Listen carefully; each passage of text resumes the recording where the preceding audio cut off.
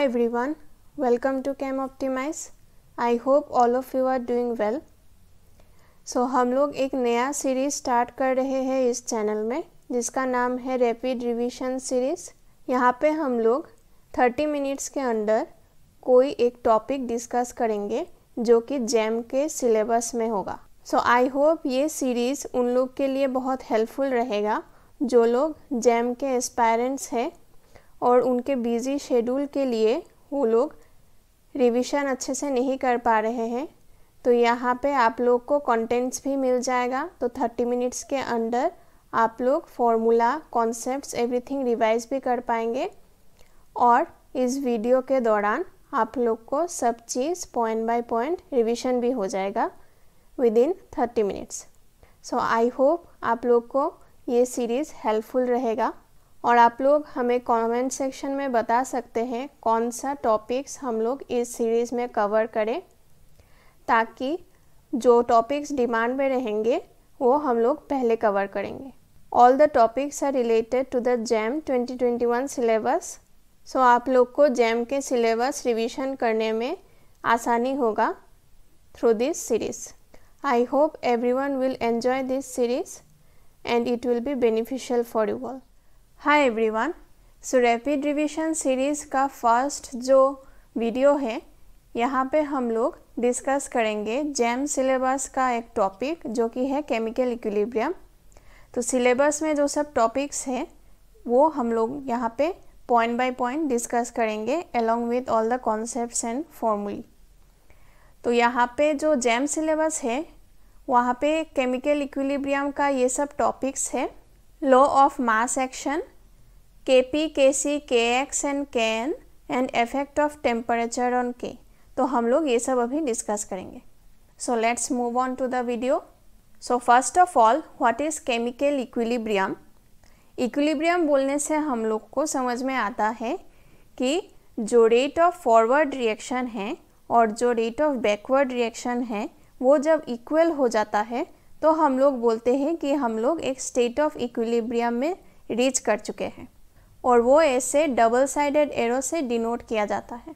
सो वो रिएक्शंस जहाँ पे रिएक्टेंट प्रोडक्ट्स में फॉर्म हो रहा है और प्रोडक्ट्स फिर से एसोसिएट करके रिएक्टेंट्स में फॉर्म हो रहा है, मीन्स जहाँ पे फॉरवर्ड रिएक्शन और साइमल्टेनियसली बैकवर्ड रिएक्शन भी चल रहा है और वो वाला स्टेट जहाँ पे rate of forward reaction becomes equal to the rate of backward reaction, वो वाला स्टेट हम लोग बोलते हैं इक्विलिब्रियम स्टेट। ठीक है। सो केमिकल इक्विलिब्रियम जो है वो रीच कर चुके हैं हम लोग। वो कैसे आइडेंटिफाई करेंगे? वो हम लोग प्रेशर या फिर कॉन्सेंट्रेशन या फिर डेंसिटी, कलर एक्सेट्रा ये सब चेंजेस से हम लोग आइडेंटिफाई कर सकते हैं। अगर कोई प्रेशर चेंज नहीं हो रहा है या फिर कॉन्सेंट्रेशन चेंज नहीं हो रहा है या फिर अदर फिजिकल प्रॉपर्टीज़ चेंज नहीं हो रहा है इस रिएक्शन में, तब हम लोग बोलेंगे कि ये रिएक्शन एक इक्विलिब्रियम स्टेट रीच कर चुका है। सो नेक्स्ट जो टॉपिक है that is the law of mass action. यहाँ पे बोला गया है कि the rate at which a substance reacts is proportional to its active mass and the rate of a chemical reaction is directly proportional to the product of the active masses of the reacting substance। इसका मतलब ये है जो rate है एक reaction का वो directly proportional होता है। If we denote rate by R, that is directly proportional to the active mass of the reactants, product of the active mass of the reactants।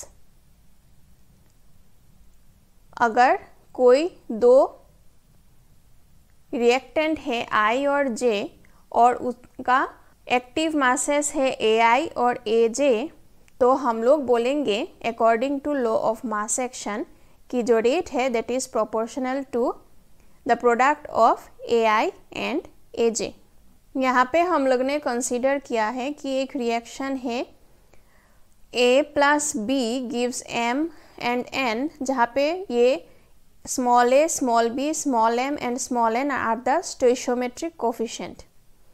तो हम लोग बोलेंगे कि rate of forward reaction that is RF is directly proportional to यहाँ पे जो active mass है, assuming active mass as equivalent to concentration, यहाँ पे एक्टिव मास को मोलर कॉन्सेंट्रेशन का इक्विवेलेंट पकड़ा गया है। और जब हम लोग प्रोडक्ट लिखेंगे तब जो स्टोइशियोमेट्रिक कोफिशिएंट होगा वो इसके पावर में रहेगा, एक्टिव मास या फिर कॉन्सेंट्रेशन के पावर में रहेगा।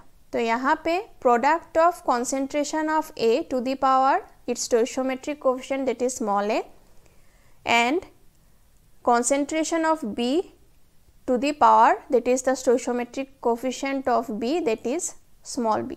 और यहाँ पे हम लोग एक proportionality constant ऐड कर रहे हैं जो कि है Kf and that is the rate constant of the forward reaction। Same for backward reaction भी हम लोग लिख सकते हैं Rb proportional to product of molar concentration of M to the power its stoichiometric coefficient that is small n and molar concentration of N to the power the stoichiometric coefficient that is small n। और यहाँ पे हम लोग जो proportionality constant है that is the rate constant Kb यहाँ पे include कर रहे हैं। तो at equilibrium क्या होगा, rate of forward reaction will be equal to the rate of backward reaction that is Rf will be equals to Rb। This implies Kf into a to the power a into b to the power b will be equals to Kb into m to the power m into n to the power n। यहाँ पे जो है हम लोग अगर ratio ले इस Kf और Kb का तो हम लोग को ये एक्सप्रेशन मिलता है and Kf by Kb is called the equilibrium constant। So ये इक्वेशन जो है, this equation is called the law of chemical equilibrium. तो ये इक्विलिब्रियम कांस्टेंट जो है वो एक्टिविटी या फिर पार्शियल प्रेशर या फिर कॉन्सेंट्रेशन या फिर मोल फ्रैक्शन के रेस्पेक्ट में हम लोग एक्सप्रेस कर सकते हैं। तो अगर हम लोग ये रिएक्शन कंसीडर करें तो अगर हम लोग ये इक्विलिब्रियम कांस्टेंट मोलर कॉन्सेंट्रेशन के हिसाब से एक्सप्रेस करें तो हम लोग लिख सकते हैं Kc that is the concentration, it is given by product of the molar concentration of the products raised to the power their stoichiometric coefficient divided by the product of the molar concentration of the reactants raised to the power their stoichiometric coefficients। यहाँ पे m और n in square brackets are the concentration of products and A and B in square brackets are the concentration of reactants। Similarly अगर हम लोग ये equilibrium constant in respect of pressure express करें तो इसको हम लोग लिख सकते हैं partial pressure of M to the power M into partial pressure of N to the power N divided by partial pressure of A to the power A into partial pressure of B to the power its stoichiometric coefficient B। यहाँ पे small pm pn are the partial pressures of products that is m and n और small pa and small pb are the partial pressures of the reactants a and b। Similarly अगर हम लोग mole fraction के respect में express करें तो इसको लिखते हैं kx that is given by x of m to the power small m into x of n to the power small n divided by x of a to the power small a into x of b to the power small b। यहाँ पे xm xn are the mole fraction of products and xa xb are the mole fraction of reactants a and b। Similarly अगर हम लोग इसको मोल के हिसाब से express करें then it is written as kn and it is given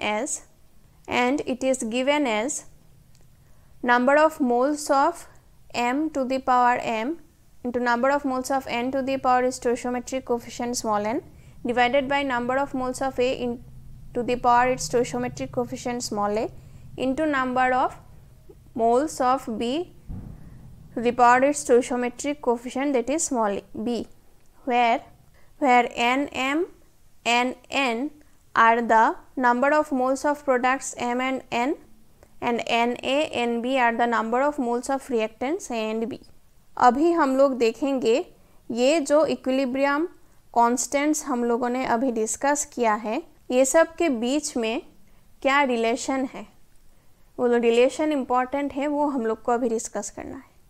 so first let us discuss the relation between Kp and Kx। तो Kp जो था that was the equilibrium constant जब हम लोग प्रेशर के रेस्पेक्ट में एक्सप्रेस कर रहे थे। तो इसको ऐसे लिख सकते हैं। अभी अगर हम लोग जो पार्शियल प्रेशर है इसको मोल फ्रैक्शन के रेस्पेक्ट में लिखे तो हम लोग लिख सकते हैं Pm equals to xm that is the mole fraction of m into the total pressure capital P। Similarly for n a b हम लोग ऐसे लिख सकते हैं। यहाँ पे अगर हम लोग रिप्लेस करें उसके बाद हम लोग ऐसे इसको लिख सकते हैं और द टोटल प्रेशर P इसका पावर हम लोग ऐसे एक्सप्रेस कर सकते हैं।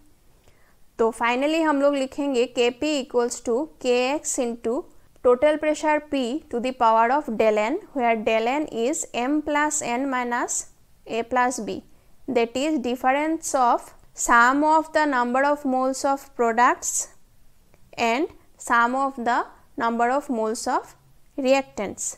क्योंकि यहाँ पे जो प्रोडक्ट्स था m और n था और उनका नंबर ऑफ मोल्स था small m and small n, और जो रिएक्टेंट्स था a एंड b उनका नंबर ऑफ मोल्स था a और b।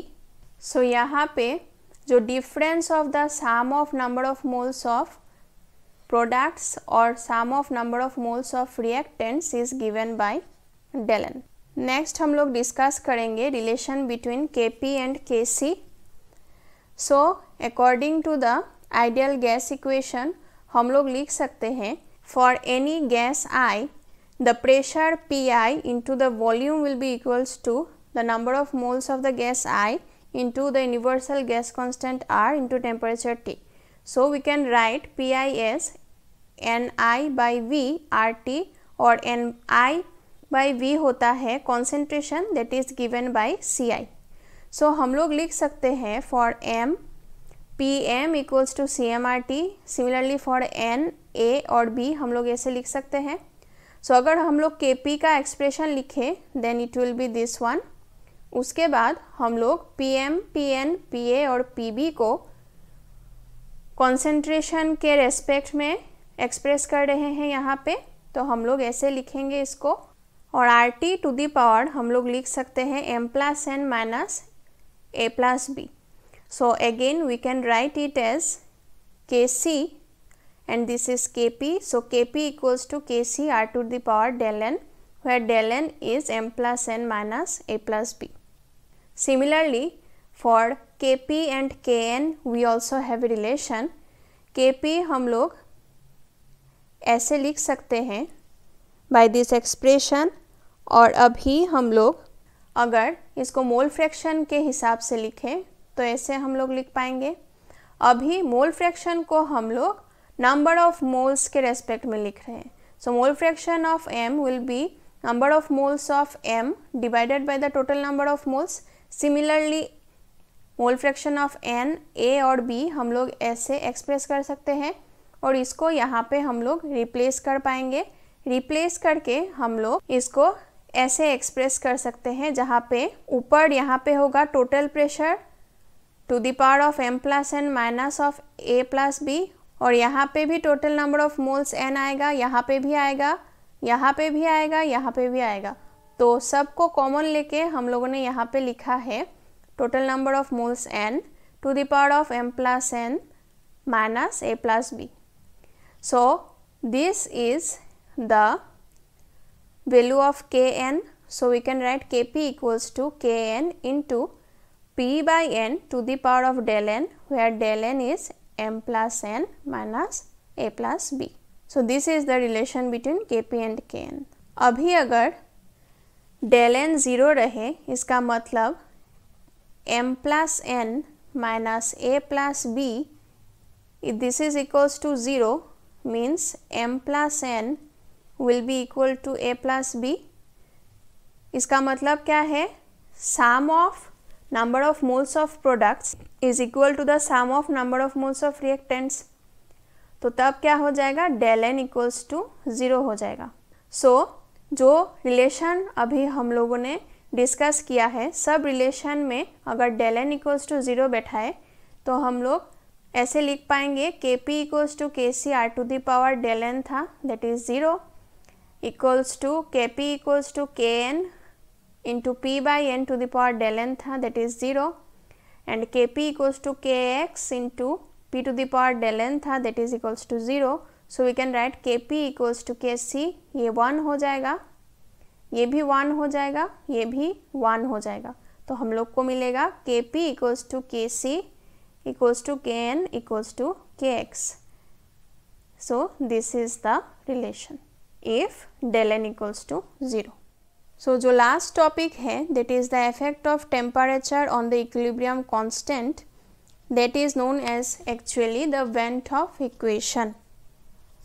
So the differential form of the Van 't Hoff equation is given by ddt of ln Kp equals to del h naught by RT square, जहाँ पे Kp है equilibrium constant in terms of pressure और del H naught है standard enthalpy change of the reaction. इसको integrated form में हम लोग लिख सकते हैं log of Kp2 divided by Kp1 is equal to del H naught by 2.303 R 1 by T1 minus 1 by T2. This is a very important relation, इससे numerical आ जाता है. So Kp1 and Kp2 are the equilibrium constants at temperature T1 and T2. R is the universal gas constant that is given by 8.314 joule पर kelvin पर मोल. अभी एक चीज़ हम लोग को याद रखना है कि जो इक्विलिब्रियम कांस्टेंट है K, वो एक पर्टिकुलर टेम्परेचर में उसका एक पर्टिकुलर वैल्यू ही रहता है. एक पर्टिकुलर टेम्परेचर में उसका वैल्यू चेंज नहीं होता है. अगर टेम्परेचर चेंज हो तभी जाके इक्विलिब्रियम कांस्टेंट का वैल्यू चेंज होता है. ठीक है. So the value of equilibrium constant always remains same until and unless the temperature changes.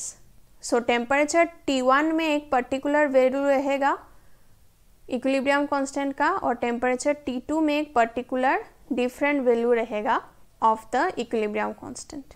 Now for exothermic reaction क्या होता है, एक्सोथर्मिक रिएक्शन में हीट रिलीज होता है, इसलिए जब हम लोग टेम्परेचर इंक्रीज करते हैं तो जो रिएक्शन है वो फॉरवर्ड डायरेक्शन में नहीं जा पाता है, वो बैकवर्ड डायरेक्शन में चला जाता है. क्यों? क्योंकि फॉरवर्ड डायरेक्शन में हीट रिलीज हो रहा है, हीट इज रिलीज्ड. सो अगर हम लोग टेम्परेचर बढ़ा दे तो वो रिएक्शन को फॉरवर्ड डायरेक्शन को फेवर नहीं कर पाएगा, इसलिए वो बैकवर्ड डायरेक्शन में चला जाता है. इसलिए जो इक्विलिब्रियम कांस्टेंट है वो डिक्रीज कर जाता है. क्यों डिक्रीज करता है? क्योंकि इक्विलिब्रियम कांस्टेंट का वैल्यू जो होता है, अगर हम लोग एक पर्टिकुलर रिएक्शन के लिए ऐसे लिखे R2P, हम लोग लिख पाएंगे Kc equal to concentration of P divided by concentration of R. अगर हम लोग यहाँ पे एक्सोथर्मिक केस में टेम्परेचर इंक्रीज करें तो ये रिएक्शन बैकवर्ड डायरेक्शन में चला जाएगा. बैकवर्ड डायरेक्शन में चला जाएगा मतलब प्रोडक्ट फॉर्म नहीं होगा, ज़्यादा रिएक्टेंट्स की तरफ मूव करेगा. तो प्रोडक्ट का कॉन्सेंट्रेशन डिक्रीज करेगा और रिएक्टेंट का कॉन्सेंट्रेशन इंक्रीज करेगा. इसलिए ओवरऑल क्या होगा, इक्विलिब्रियम कांस्टेंट का वैल्यू भी डिक्रीज करेगा. ठीक है. So for exothermic reaction increase in temperature decreases the value of equilibrium constant. अभी अगर ये एंडोथर्मिक रिएक्शन हुआ तो एंडोथर्मिक रिएक्शन में हीट एब्जॉर्ब होता है. तो अगर हम लोग टेम्परेचर को इंक्रीज करें तो जो फॉरवर्ड रिएक्शन है उसको फेवर करेगा in case of endothermic reaction. इसलिए जो रिएक्शन है वो प्रोडक्ट साइड में ज़्यादा जाएगा. तो अगर हम लोग इक्विलिब्रियम कांस्टेंट को लिखें Kc equals to concentration of P divided by concentration of R, तो यहाँ पे क्योंकि प्रोडक्ट साइड में जा रहा है ज़्यादा रिएक्शन, तो प्रोडक्ट का कॉन्सेंट्रेशन इंक्रीज करेगा और रिएक्टेंट का कॉन्सेंट्रेशन डिक्रीज करेगा. तो ओवरऑल इक्विलिब्रियम कांस्टेंट का वैल्यू भी इंक्रीज करेगा। इसलिए in case of endothermic reactions, increase in temperature increases the value of equilibrium constant. और जो इक्विलिब्रियम कांस्टेंट है उसका यूनिट्स जो है वो हम लोग ऐसे एक्सप्रेस कर पाएंगे। For Kc it is written as mole per litre to the power del n, where del n is difference of sum of moles of products and sum of moles of reactants. Or for Kp we can write atm to the power del n or bar to the power del n. So this was some important concepts and expressions and formulae for chemical equilibrium. I hope ये discussion और ये revision आप लोग के लिए helpful रहेगा और आपके एग्ज़ाम प्रिपरेशन में बेनिफिशियल रहेगा। Please stay tuned in this channel for more such videos. हम लोग और भी वीडियोस लाएंगे in rapid revision series for the coming JAM 2021 examination. Thank you so much for watching.